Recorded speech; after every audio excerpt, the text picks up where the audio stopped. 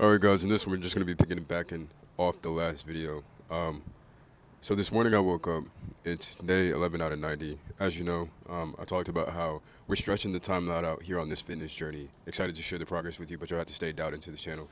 But today's day 11 out of 90. I've decided that Saturdays are going to be the day that I wake up, weigh myself, and I get my measurements. Now, first thing I want to say is that, look, it's going to be very hard to track your progress if you're not tracking like stats, weight, um, the waist, your waist measurements, things like that. Even like you can put the tape measure on your biceps. If you're trying to grow your biceps, well, how are you going to know if you're growing your biceps if you're not measuring the inches on your biceps from when you start to where like 3 months later? You're not going to be able to tell if you've grown or not. So I want to emphasize in this video the importance of like actually tracking your progress along the way, because it's going to help you like tap into the dopamine and stay locked in into your journey. Okay, because like I said in the last video, it is very, very important for you to stack those small wins, because those small wins stack up to the final outcome, which is reaching your goal, right? So this morning I woke up and I'm 218 pounds. So from 11 days ago, I've lost 5 pounds. It's great, right? And it's to be expected. My diet has changed. I'm in a caloric deficit. I've been consistent. I've tracked every single meal I had, even when I exceeded my target caloric goal. I tracked everything. So it makes sense why I've lost 5 pounds, right? Now, here's the thing. I woke up this morning, I looked in the mirror, and there was a little bit of body dysmorphia. I'm like, oh shit, man. Like there's still some lower belly fat here. Like I can see my abs. The abs look visible. I feel a lot better. My energy's clean. Having good workouts. I'm sore as fuck. But I'm like, damn. Like I want to see those lower. I want to see the veins in the lower abs, and I'm not seeing that yet. I still have the love handles. I can still feel the lower belly fat. It's like still jiggly, still jelly roll down there. So that was a bit discouraging. But this is why it's so important to be tracking week by week. I wouldn't say day by day. I think day by day, just like it's you trying to get too much. Like you're trying to get the results too fast. I feel like if you try to track daily, I think it's gonna be easier for you to get in your head and think the shit isn't working, right? Because day by day, things are gonna fluctuate. There's gonna be, you can weigh yourself one day and be 220, and then weigh yourself the next day and you're 222, but you've been tracking your meals and you're still in caloric deficit. The only thing that's changed is like, I don't know, maybe you're bloated. It could be a number of factors. So we're not gonna get into that. But if you track week by week, you'll start to see a more consistent trend of where you're actually at. Does that make sense? Especially if you do it on the same day, every week, under the same situation. So for me, I'm waking up, taking a piss, taking my clothes off because I want it to be as accurate as possible. I don't have no watches on. I'm booty bone naked how I came into this world. I step on a scale and I get my weight, and then I already have my tape measure on the bathroom counter, ready to grab the measurements for my waist. Now, I'm not doing the measurements for my chest and all that stuff right now because I just don't give a fuck about that. The measurement that I mostly care about right now is my waist, because I'm trying to get a 30-inch waist by October 1st. Weighed myself this morning. Got the measurement from my waist. Right now I'm at 35.5. Okay, now this is the plus side to like what I was saying this morning.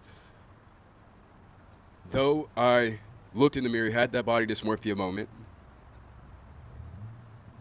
what I do know for sure is that what I'm doing is working, because I took 5 pounds off the scale, and I honestly don't know where my waist was at. It was probably like 0.3 inches that I lost around the waist, because I definitely, like, you can tell my core is a lot tighter. And then just looking at myself right now in this video, like you see the veins in the shoulders, like you see the roadmap lines, like, dude, I'm obviously getting leaner and I look good and I feel good. So the point that I really want to drive home in this video specifically though is, I remember so many times that I would start over because I would look in the mirror, have that body dysmorphia moment, and think, damn, I don't have the abs yet. This shit isn't working fast enough. And this is exactly what the hell I talked about in the last video, man. It's like, how often do we look in the mirror after 7 days of consistency and think, I should be 10% body fat right now? Bro, you are 24% body fat. What makes you think after 7 days you're gonna be 10% body fat and you're gonna look like Brad Pitt in Fight Club? No, it makes no sense, bro. Stop it. You're not gonna look like Michael B. Jordan and Creed if just a week ago you were looking like Eddie Murphy and the Nutty Professor. It doesn't make sense, guys. That's why it's so important to have these measurements on hand, to be tracking your progress week to week, so that you can see, look, I may not be Michael B. Jordan and Creed right now. I may not be Wolverine and Logan right now. But if I keep going, I know that I will be. I'm not Eddie Murphy and Nutty Professor anymore. 7 days later, I now look like I don't know. What's the Brandon Shaw or some shit. I don't know. Fucking Triple H in his prime. I don't know, right? Like Triple H was never the leanest, but he always had like the mass, and he like. I feel like Triple H has always had like a dad bod, but like a respectable dad bod. Where you're like, oh, he's like he's the active dad. So that's the point I'm really trying to drive home in this video, guys. It's like stop expecting to get to the end goal so fucking quick. I know you're used to getting all this dopamine from like social media, fast food, scrolling on your phone, insert whatever vice you may have that gives you that spike of dopamine. Your spike of dopamine on this fitness journey is going to be the results you see from staying consistent week to week to week and tracking that progress, tracking those results. That has to become your source of dopamine. It has to. And the only way it's going to happen is if you're tracking shit. So don't like look yourself in the mirror and think this shit's not working. Bro, if I pull up my chronometer and then I look at the weight on the scale, and then I look at the inches on my waist that I lost, it's obvious that it's working. I just have to keep going. I'm moving in the right direction. Everything is working. It may not be working as fast as I would like it to. Would I have loved to have woke up this morning at, 190 pounds, looking like Michael B. Jordan in Creed 3? Yeah, absolutely. Would I have loved to have woke up this morning looking like fucking, what's his name? Jonathan Majors on the cover of Men's Health magazine? Absolutely. But it doesn't work like that, guys.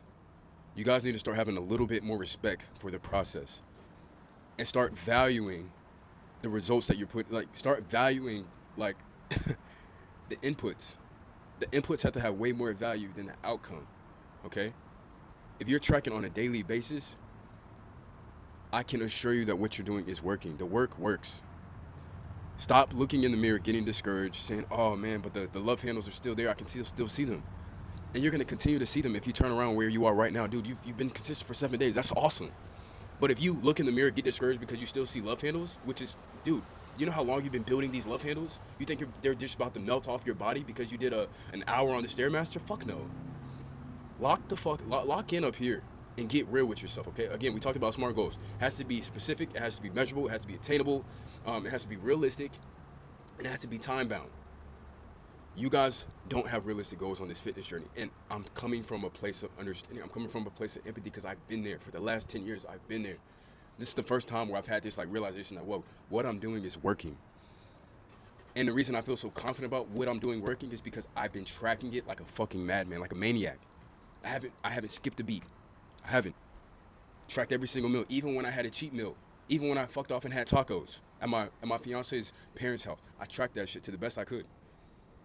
Even when I had a beer, even when I had a beer last night, I tracked it into a chronometer. So I know, like, why I am where I am. And I know that if I keep doing what I'm doing, I know that I feel confident that I'll be further along and I'll be closer to looking like Logan and Wolverine and Logan. Right now, the side delts are giving Spider-Man. I feel good as fuck. You see the traps. They're always there popping out, looking at you dead in your face. And that's how I'm feeling, man. So, again, guys, like, if you're on a fitness journey right now, your objective is to lose weight, track everything. And there's only 2 things you really should be tracking, right? Well, 3. You should be tracking your workouts, right? Because the goal should obviously to be getting stronger in the gym. If you're training seriously, your goal should be getting stronger on your lift. So that, and look, stop going into the gym ego lifting. I talked about this too. A lot of you guys don't have the mobility to be lifting the weight you're trying to lift. You're gonna get injured. Take it from me. I've torn my rotator cuff. You don't want that to happen to you. A lot of you guys don't have the mobility to lift the weight that you're trying to lift, let alone do the movements that you're trying to do. I saw somebody who looked like it's his second day in the gym trying to do behind the head shoulder press. I'm like, bro, I hope you got the shoulders for that. He didn't look like he did because he wasn't even going all the depth was not depthing at all. Like there was no depth to it. He was like behind the head and he like dipped to like the top of his ear. I'm like, bro, you don't have the mobility for that, bro. Like I would put that weight down. I wouldn't even do it. I wouldn't recommend doing it to just a bar. So you should be tracking your workouts.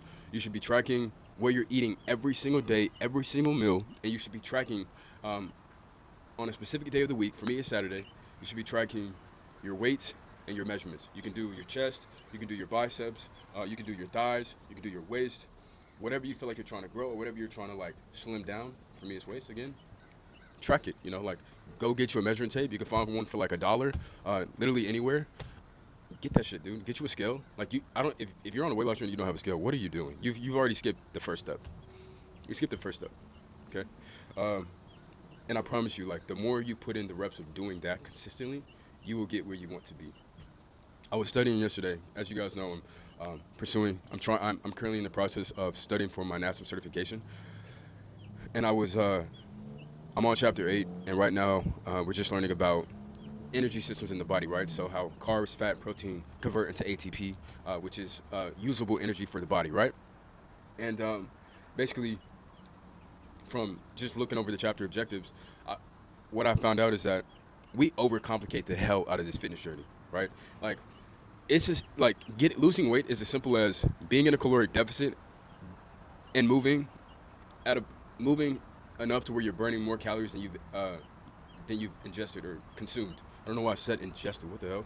But yeah, that's how simple it is. Okay, a lot of people, even me, I remember I used to overcomplicate it. Like even cardio, I would overcomplicate. Oh, I need to run so that like I have legs that look like a runner.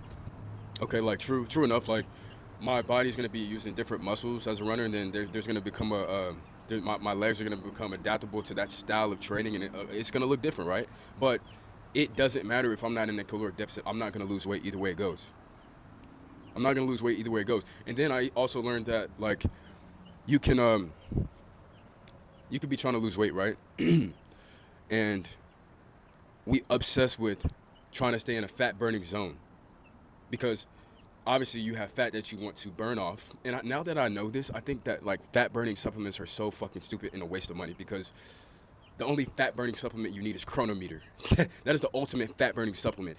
Track your meals and stay in a caloric deficit. But I digress. A lot of people, even myself included, was like, okay, I was asking like ChatGPT, okay, well, how do I stay in a fat burning zone? Like, it was like, what's more important than trying to stay in a fat burning zone and making sure that when you're doing cardio, your body is using the fat storage, your body fat, right, the triglycerides, in your adipose tissue, again, body fat. Instead of overly worrying about that, the most important thing is being in a caloric deficit, because then naturally your body is going to use up the body fat, the stored fat, when you're doing cardio. So guys, track your meals. Stay consistent.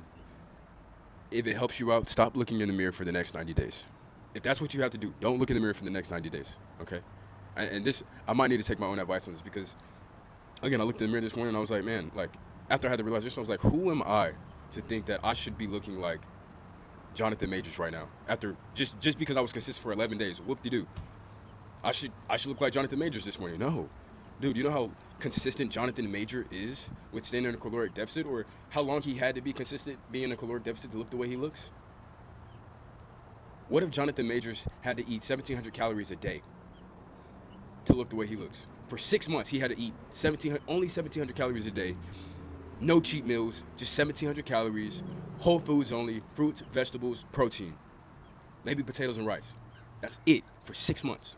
And I think that just because I've been the most consistent I've ever been in like 3 years, for 11 days, I think I should wake up like, dude, like a lot of us are just entitled fucking people, you know? Like a lot of us are just being brats on this fitness journey, and we need to snap the fuck out of it and come back down to earth.